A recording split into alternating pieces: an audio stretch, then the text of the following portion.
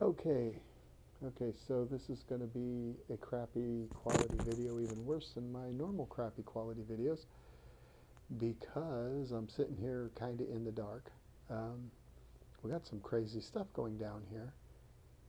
A, I'm just sitting here on YouTube. I was about to click on Guns Coast to Coast latest upload, just unwinding before I go to bed, and all of a sudden some guy starts yelling out my front door, and he's yelling that he wants water and we can throw it at him. And then he goes into, he's got a 30-06, and he sees we've been cutting down trees for these power lines. And he's got a 30-06. We can go ahead with our pea shooters if we want, but he's got a 30-06. Anyway, and he did. He has a rifle, which fortunately he did not use, as far as I'm aware at this time. And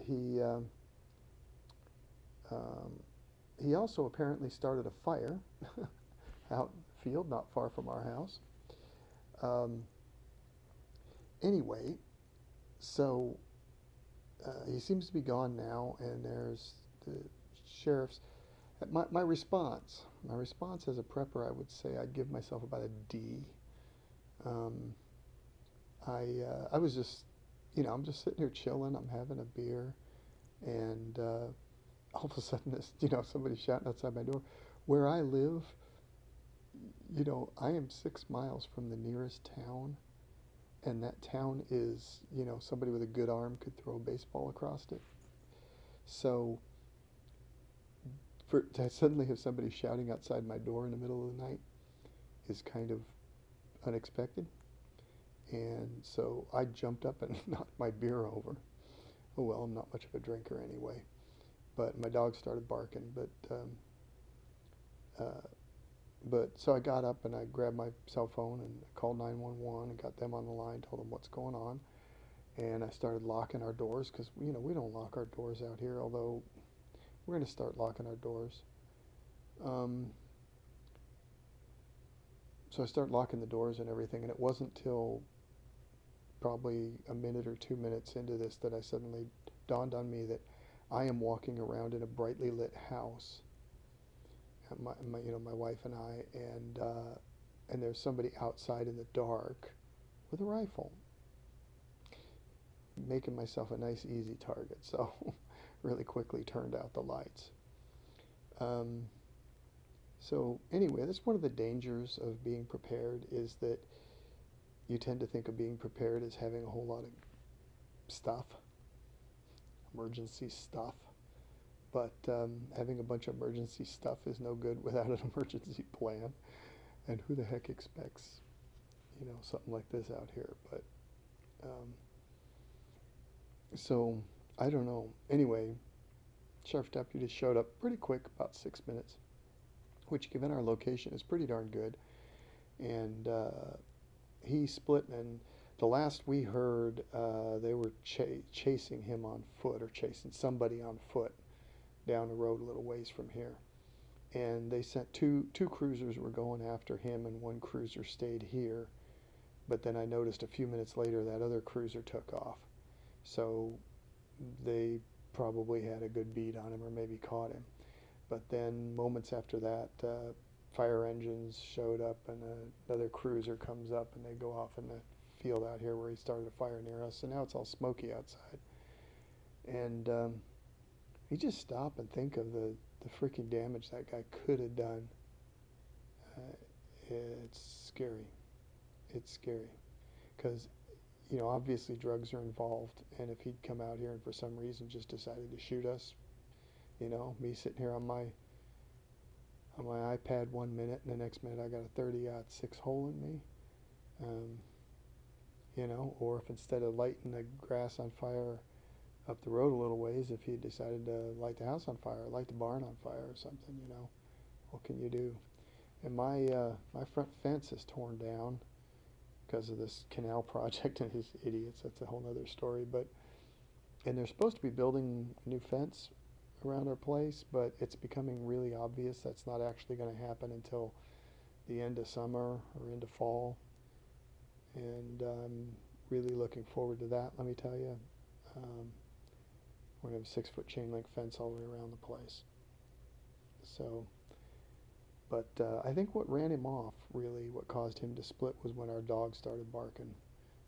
Good old Pepper here. I don't know if you can see Pepper in the dark, but hello, Pepper. Say hello to the people. Pepper's a star. You probably can't see her, but now she needs some scratches.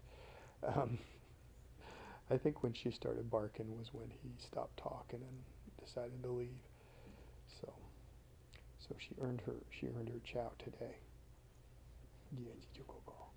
Anyway, that's about it for now. Things seem to be quieted down. The fire I don't think was much. They just brought one engine out. I think they got that under control real fast, and hopefully they got the lunatic. I suspect if they didn't, they'd be back here by now searching the property, searching the place, because I told them they could search, the outbuildings in the property.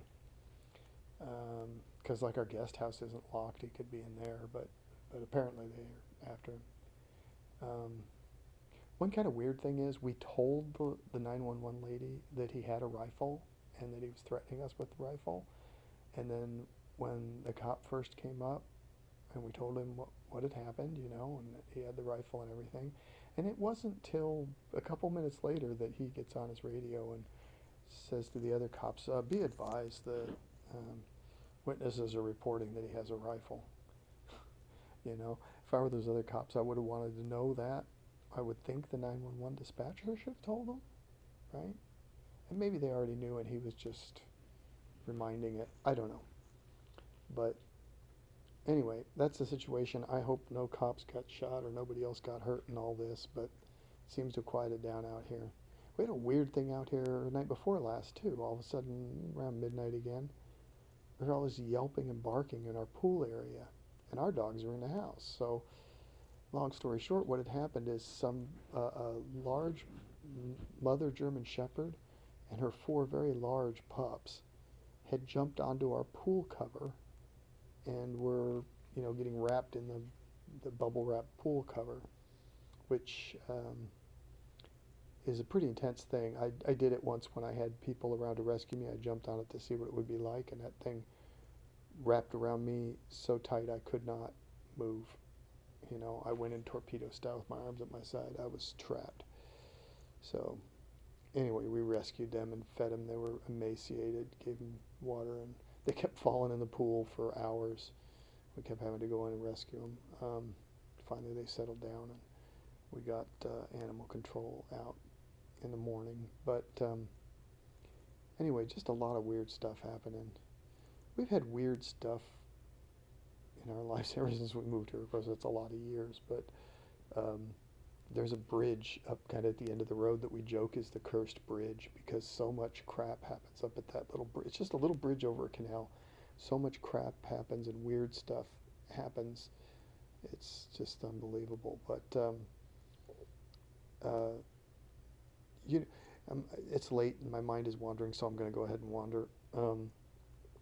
These lee lines people talk about, these, hippie, heely, feely people.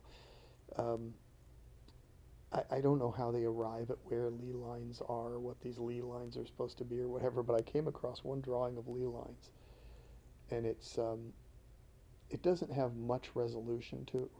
You can't see exactly where the things are, but the place in the U.S. where the most lee lines intersect, that's my house.